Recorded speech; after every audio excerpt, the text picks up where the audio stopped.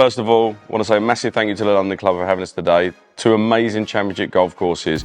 We're here today with our good friend Steve Sidwell. Steve, thanks so much for coming on, mate. Absolute pleasure, looking forward to it. We are going to have a lot of fun today. Now, the format normally that we play is where we will have a scramble of 4 of us and 2v2 throughout 6 holes.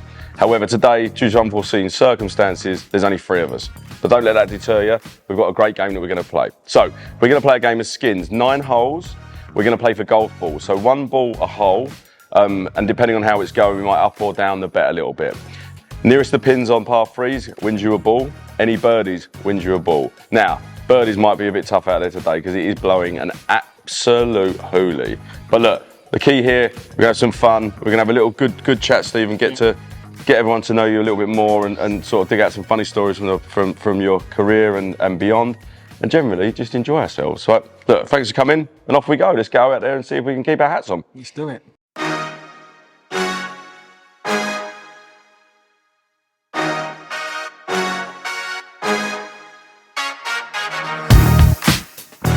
handicap systems go like this. Mark's going to be playing off nothing, thankfully. I'm going to be playing off 4 shots, and Steve's going to get 5 shots. So, it's going to be very exciting. Hopefully, we don't lose too many golf balls in this win, but let's see how we get on. Let's go. Stay with me today, come on. Steve, you can lead the way, sir. Oh, really? Yeah, go on. Straight down the banner, yeah? You're our guest.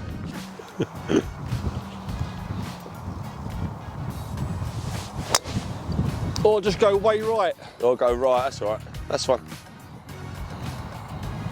Oh my God. Oh, the old Pathman. I'm on the next tee. It's got 900 yards. To the right. To the right. Other than that, shot, mate. Straight off the fucking toe.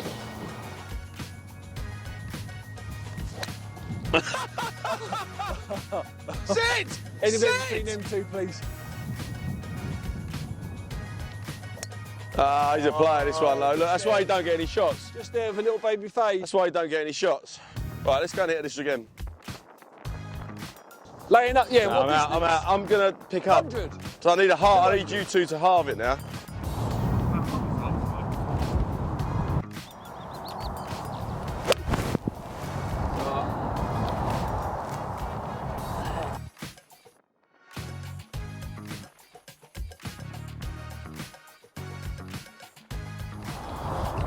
But I really need a half it. Huh? I only need a half it. Oh my God, stay left, but Sit. I've done that. Sit! Mate, how long have you been playing golf though? Since I was a kid, really. Like, my old man got me into it with my older brother.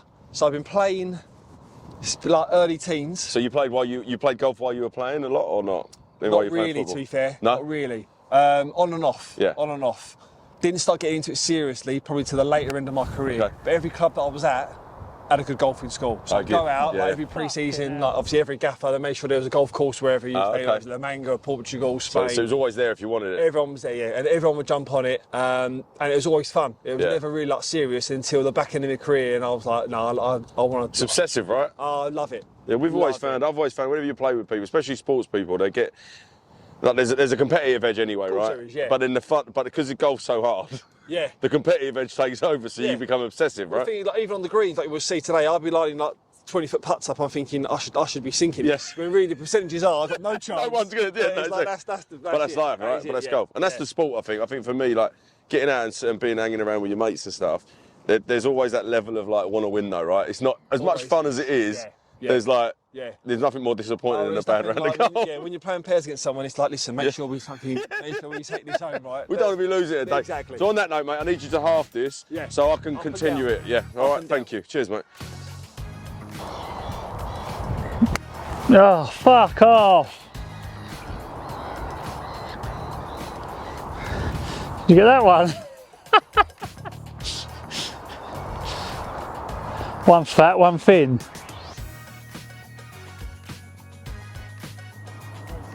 Shot. Oh. Yes, geezer. Nice shot. Take her away, mate. Done. Yeah, 1 to you. So that's a ball to Sidwell. Just want to drop down with pure custom. Oh yeah, make sure you get it. Make sure you get all your markers in. Right. Yours, mate.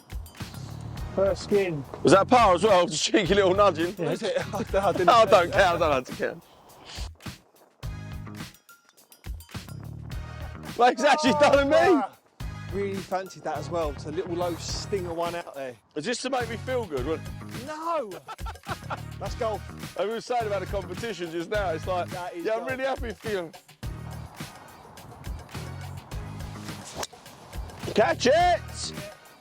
That's gone 100 yards. I'm taking it.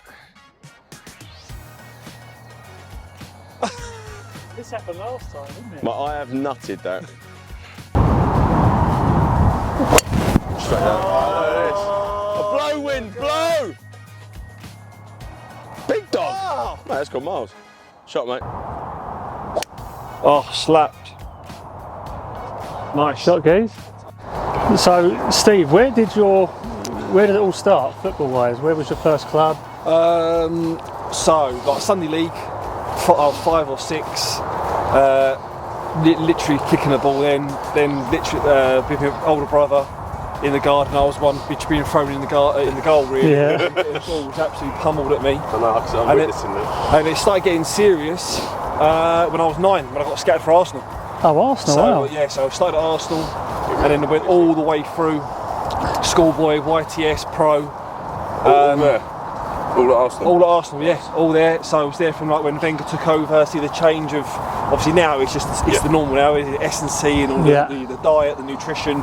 But when he first came in and changed it, like you can imagine Tony Adams, Martin Keown, Steve Bold, like Ray Parlour, they was like big drinkers and the change of that, like seeing them after training, get on the yoga mats and like again. And we were in the dressing room going, hey, what's going on? Like youth team players. So. And then seeing that change, then go into like your Bergkamps, Henrys, come in and being in and around them was special. Because Arsenal at the time, I know it's hard for you boys to listen to it, being big Spurs fans, but they were the team, weren't they? Yeah. They was Did you see a change in the team though? Like when that influence of the diet and stuff come in, did everyone's mentality change with that as well? Oh yeah, 1,000,000%. Yeah. 1,000,000%. And Tony Adams was a big part of that as well. Obviously, he curbed his drinking, and then when it got to points in the season where they was going for the league, it was like, right, listen, the last 2 months of the season, boys, no one's going out, everyone's on it, getting focused, because at the end of the season when we lift the trophy, go and do what you want. So yeah, Arsenal was the ground, it was the education, and it was no better place really at the time. We had one of the most successful youth teams in the history of football in terms of the amount of players that went on to have a career in the game.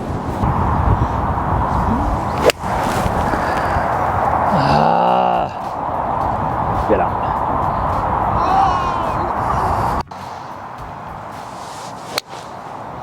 Sit. Grab a bit. This is his bread and butter, this. No, stop it.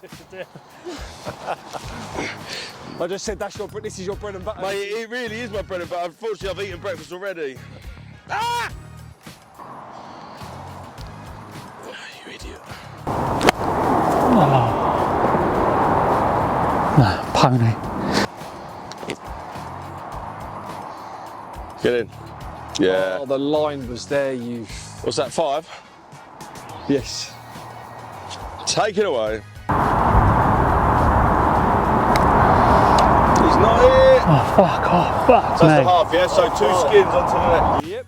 Bit of a stalemate, that one, of bad golf, myself included. But look, it worked out really well. I think it was halved in a 5 with these two. So this hole now, stroke index 1, which is very exciting for me and Steve, because we get a shot here. Oh, mate, he's absolutely nutted that. That's a golf shot. Shot sitters. Mate, great shot. Even Mason's just gone, I can't believe he's just done that. Yeah. Ball. We're back. Oh, we're back. Yes. Come on. There for nothing, Steve. We're there for nothing, son. Come on. Put it right on him. Oh, wow. That looks, mate, all 3 of us look like golfers. That's 165 to carry the trap. Downhill. It's got to go a whole lot. This is me here, yeah? Yeah, slightly short. I ain't got that, mate. It's absolute peach. Sit. That's the club. Oh my God. This boy can play. Shot. Come out a little hot. Take that though. It always makes me laugh, like how many times you play golf and then you're playing in the winter and you're like, oh, in the summer that'd have been down there. And then the other time you're like, oh, in the winter that'd have held up. It's like, you're not playing in the winter, you're playing in the summer. Yeah, it's like, Okay. Yeah. Oh, he's back. Shot mark.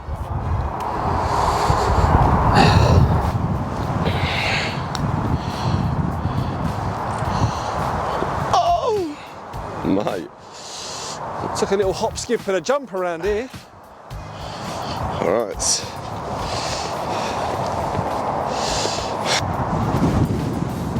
Oh my God! Oh, dribbled up. Dribbled up. How have I not hit that? Yeah. Right, it's 2 to him, mate. He's free. He's gonna go out. He's gonna need another car to get these golf balls home, mate. Back up the truck. No. That is so bad.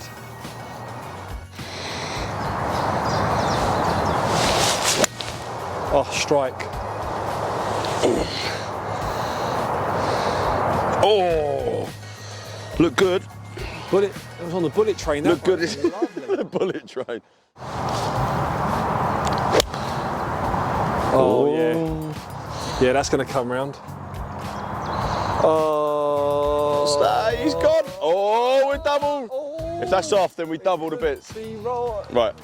Steve, one of the things I always like asking, and this comes across any kind of, I guess, business, sports people, there must have been a time when did you know you'd made it, when it was going to be a career? Do you know what, my oldest, who's now a scholar at AFC Wimbledon, Right, okay. he asked me this not long ago. Right, okay. And it sounds corny, this, but I never really had that feeling. I never really had, okay. like, because I was one of them players that I had to train how I played. Yeah. I couldn't take my foot off the brake. I was relentless. If there was a new signing come in, I was like, right, I'm going to show him I'm better than him. I always had to kind of prove myself as well. And in a way, that was probably a detriment that I probably would have loved to have enjoyed my career more than I did. I didn't like it flashed before me. I loved it, and I'm so lucky to do it. But I wish I could have been that player. But you knew you'd made it, if you know what I mean. I just never had that feeling. It was always the next move, the next game. Like I had to win. It was always a kind of like a fear of failure element, but always trying to prove someone right. Listen, there was a lot of players when I was coming through Arsenal, especially, and playing against them that was much better than me, talent-wise, and that never made it. Yeah. Whereas I had the mentality to go, right, I was obsessed. I had to be a footballer. Yeah. Along the way, loads of moments to cherish. So, for instance, when I signed for Chelsea, the day that I signed for Chelsea, obviously all my family are Chelsea. Big Chelsea. Oh, really? Oh, okay. Growing up, we used to go to Orlando and Florida for family holidays. My dad used to love Harley Davidsons. So he used to go, he'd take me down to the Harley Davidson garage and look at all the bikes. He'd say to me, like, tongue in cheek, when I was like 13, 14, he'd go, boy, look, if you ever make it, just promise me you buy me a Harley. That's all I ever want. So the day that I signed for Chelsea, I called him. I said, are you in town? He said, yeah, I'm pricing some work. I said, come to the bridge. So I'm signing my contract off. So we signed it all off, had the pictures done. And there's a Harley garage in there, Harley Davidson. Yeah. So we got in my car, drove straight over, and I went and I was like, pick what you want. Oh, mate, that's amazing. Like moments like that. Yeah, that's when you know. Cherish and like you can say you've made it. Yeah. Like them financial You've achieved what you wanted to achieve. Yeah, but then financial bits, they're always secondary. Yeah. So, but in terms of being focused and obsessed, I wish I enjoyed it more than what I did. But I was so keen to. That is in terms of the player that I was. I couldn't just switch it on and off. No. I had to sort of be relentless. So yeah, that was my. And I think if you take that away from me, I would never have made it. No. Yeah, I would never have made it. Well, it's part of it. It's part of what makes you though, right? And you see that in other people. Some, like you say, some people can kind of turn up, swan around, and make a career out of something. Exactly. Other people, need that kind of focus, and it's almost like the fear of failure is an interesting proposition in my head because it's a perpetual motion forward, right? Yeah. But then you're always striving for something. Yeah. But then, like, to realise, it's always nice though to realise in the moment that you've got quite a lot of it. Yeah. Well, like you can stop, take check, and go. Do you know what? Yeah. this is great. Yeah. They're great Yeah. moments. But that driving mechanism, I think everyone needs, and every successful person as they all got it. And you probably see that now that you had made it. You can probably say now, look back now and realise when you'd made it, if you know what I mean. And not knowing it in the moment, but now going, actually, that was probably a turning point. Moment, that was a turning point, and that's the bit. Yeah. That's amazing, man. Yeah, it's good. Oh, Jesus. Right. Look at him. Oh, that's filth. Filth.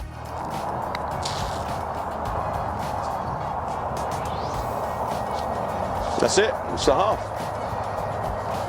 That's it. You don't need to nothing. No blood. So Steve, obviously you've had a hugely successful football career, right? Which most people could only dream of. Yeah.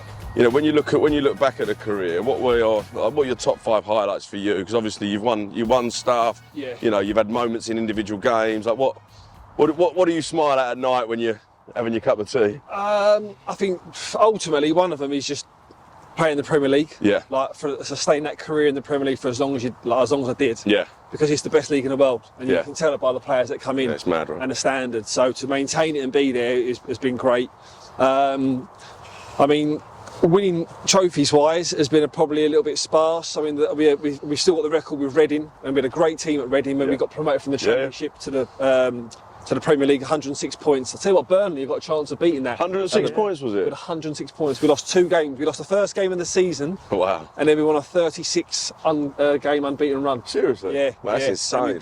We was up by March. Yeah. Or not. Really? That's mad, promoted by March. So that was brilliant. That record still holds as well. But trophy wise, I mean, that's the reason why I went to Chelsea. You know, Right, okay. I went there to try and win a Premier League and try and do stuff which never materialised, which we'll probably go into later on. Yeah. But yeah, I think really highlights like England. I was always on the cusp of England, but then you had Frank Lampard. I was going to say there was a generation though, wasn't it? Carrick, Gareth Barry. So they was always in front of me. So it was always like I always pushed the boundaries. I tried to get as much out of it as I can. Yeah. But in terms of winning, coming at the end of your career and actually having a trophy where you can look at it and go, that was a great career. Yeah. That was probably the only downfall. Right. Okay. But having a career that long, right? So how many clubs did you go sort of in the end? So I had to leave Arsenal. So I come through Arsenal and I was in it, and I was there, right place, wrong time. So in front of me, I had Patrick Vieira, Petit. I mean, you've been surrounded by some names, haven't you? Yeah, and Gilberto Silva had 4 World Cup winners to get past to try and get into. Is that all? First What's the team. matter with you guys? So, you know, to come down the ladder to go back up was always was going to be hard. With Reading, we got there as quickly as we can. So Arsenal, Reading, Chelsea, Villa, Fulham, Stoke, and then finished at Brighton. Yeah, it's mad, right? Finished at Brighton. So I think it was a nice way to finish in terms of getting promoted to the Premier League with Brighton, first time in the history. Absolutely. But on the downside to that is that I had to retire through. Were you forced to retire? So I had 2 spinal surgeries. Did you really? Okay. Yeah. So I never really, and again, it sounds corny and that, but I never got a chance to say goodbye to something that I've done for 25 years. Yeah. I never knew my last game. As you wanted. Ah, okay. Do you know what I mean? So I played and we had an international break, and then I had spinal, so I come back and I basically had a slip disc that compressed the nerve, and I had that twice. And in the end, the surgeon said, "Listen, you need to start thinking about the rest of your life." So I never knew my last game. That chapter was never shut. I was 35, and I was still fit. I could have played. I could have played till I was 37, 38 easily. And I would have dropped down as well. Would you have just kept playing as long as you could? Yeah, just loved the game. Yeah. So that when I finished, it was a breather because it was a case of it's done. It's done. Do you know what I mean? I'm healthy. But then you wanted to sign off. After a year, I was like, I'm a bit like a boxer, right? Like a boxer wants to never let it go. So that was the only tarnish, I'd say. At the back end of it, but what a thing though, coming up with Brighton though, because I think the success of coming up, right, the euphoria of coming up to then go into the Premier League, like you say, with Reading and that, that buzz, because it's not like winning one game, right? That is like now you've got a whole new thing to look forward to, like a whole new journey within the same environment. And you look around the dressing room, and some of them players may not make it at that level, but some of them will. And you want to be as a band of brothers, like we did this together. It must be such a team bonding experience to come up. Like I always think that coming up from there into the Premier League must be one of the most satisfying sporting accolades. Right? It's brutal. It's an absolute... It is a slog. It is brutal, and especially when it gets to that into January and you're going Wednesday, Friday, Saturday, Tuesday, and it's one game after. You need to pick up points. You need like 9 point. Can't drop, can you? No. So and then both times actually that we went up with Reading was the first time that no one had been in the Premier League. So really? So no one had played in the Premier League before. So when but that's big. There, there's a lot of people forget when we got promoted. Steve Coppell kept the same team.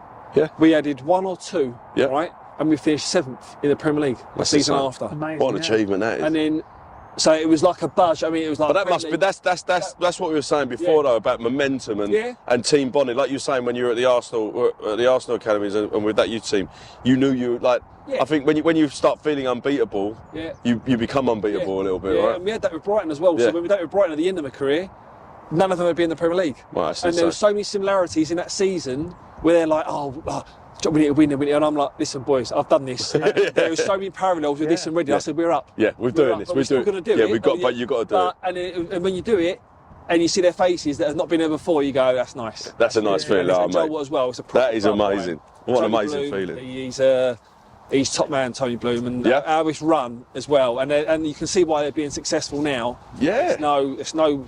Well, they've not taken their foot off, have they? They've kind of. It seems like they've invested well. Yeah. But they're really happy to be there, but they deserve to be there. Yeah. Yeah. They're very astute. They run it good, and they got a chance of Europe this year. Yeah, a great chance of Europe.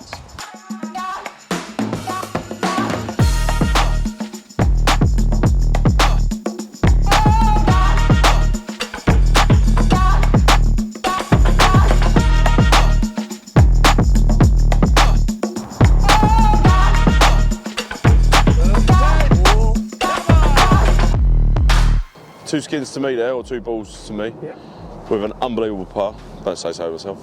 Great up and down there. But look at this. This is it now. So get nearest the pin for a bit, birdie bit, and still 2 balls on this one. So all to play for, boys. This is massive.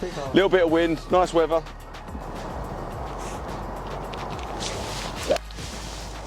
Oh yes. Love that, Pete. Yes. Oh, he's back. Hey.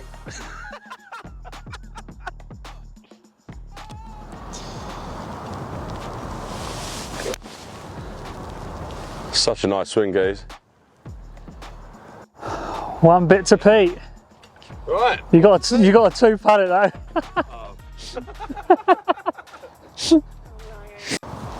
Tell mate. That's the view there, mate. Yeah, felt good actually. Yeah, shot. Done.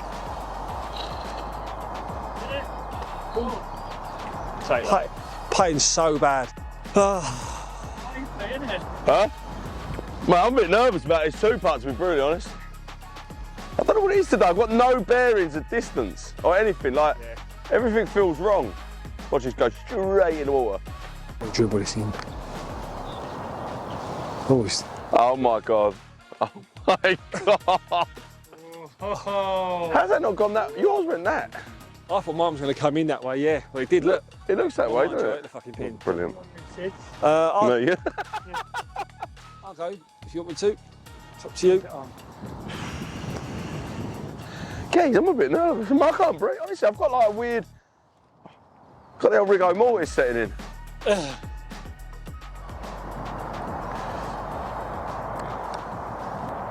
Oh, right. Sydney. Right.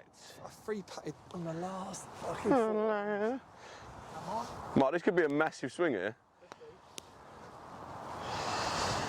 I'm really happy for you. I really hope you make it. Thank you.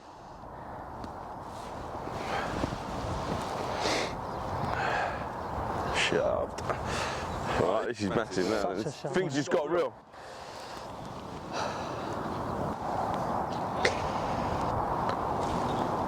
Oh my God!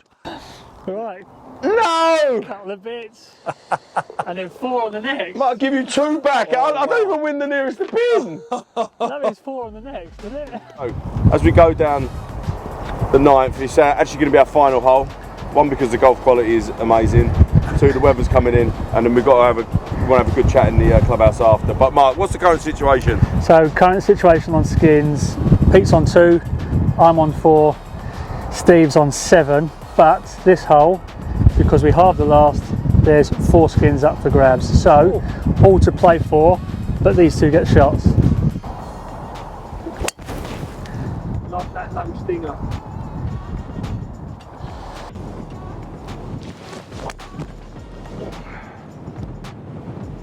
I mean, it's got nowhere in it. Well, to be fair, it is into the fan.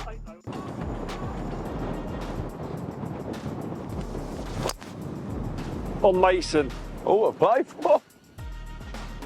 That was so quick as That well. was. You really want to do it. So Steve, when you finally stopped playing, so as we were discussing before, obviously, you know, it comes to an end. What's your first thought? Like, what do you then think about doing? So I was sort of proactive really, because I knew I was coming to the end. I started doing my coaching badges probably 2 or 3 years Okay. before I was going to retire. Well, not knowing I was going to retire, but 2 or 3 years towards the latest stages of my career. To tick a box, just to have the badges there in case something progresses. And then there was always going to be the sort of the broadcasting element as well, because throughout my career, every club that I was at, if there was ever press conferences to do or TV interviews to do, the press officer would put me forward because they know that I could speak well. Yeah. So there was always going to be them kind of 2 bridges that. Did you always enjoy? I mean, obviously we're in front of camera now, ironically, and it's something that you get used to over time. Yeah. I presented at conferences, and you get used to presenting. Yeah. You get nervous still though when you come on stage, but for the moment you start talking, you're like, actually, I'm all right. Yeah. Yeah. And how did you find it as a young player? I think there's a lot of pressure on people when they show, you know. You're emotional as well, aren't you, at that time? Because you come off the pitch and it's like, right, meh. Especially if you're on the losing side, it must be quite hard to. Yeah. You kind of want to just tell everyone to do emotions, one. Yeah. And I'm thinking it's the hardest one to do, really. You've just come off a football pitch. Yeah. And especially if you've lost. That's what I mean. And then you've got to answer questions. That's going to be, especially to a manager as well. Why do you do this? Why do you do that? Or as a player, you can kind of skim over it. But you just kind of learn on the job. Yeah. And it's like what you say. When you go into TV and broadcasting, I still get the same buzz from TV that I did when I was playing, that little nervous energy before you go on air, and then obviously the producer's in your ear, you're talking and you go, right, and then when it's finished and done, you kind of judge it. You kind of judge it the same as football. You kind of go, do you know what? I nailed that today. It was wicked. Or you go, do you know what? I didn't get that point across.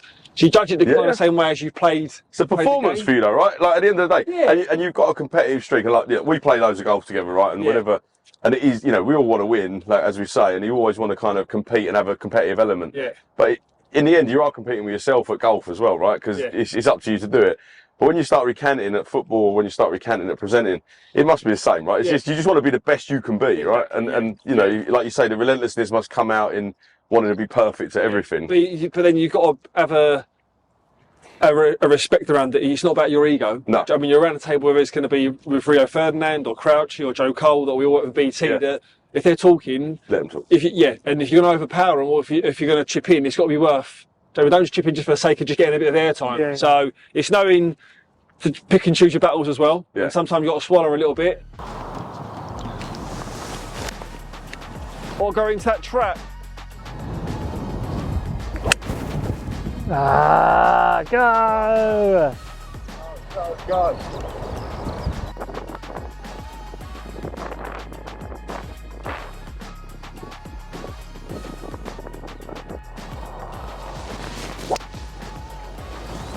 Oh, silly Hugh.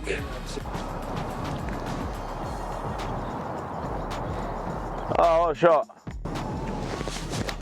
Oh, nice, Dak. Sit down. Sit.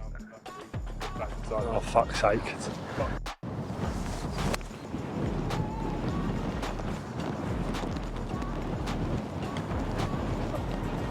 Huh?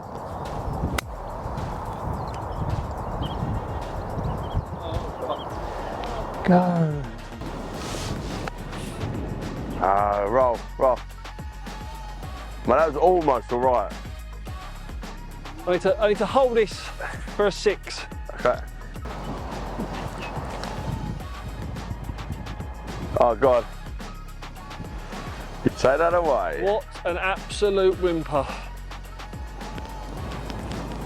Right. Pushed it low. Oh!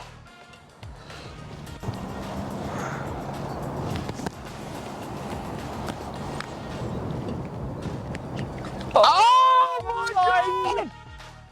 How have I left? That was in the jaws as The well. line was there. Shit. What's that? Yeah, thanks, that man. Mate. I really enjoyed Top that, guys. Really enjoyed that. Thank you. Pleasure. And I top man. Really good. Really good. Oh, mate. Really enjoyed that. Right. To the clubhouse. To the clubhouse. To the clubhouse!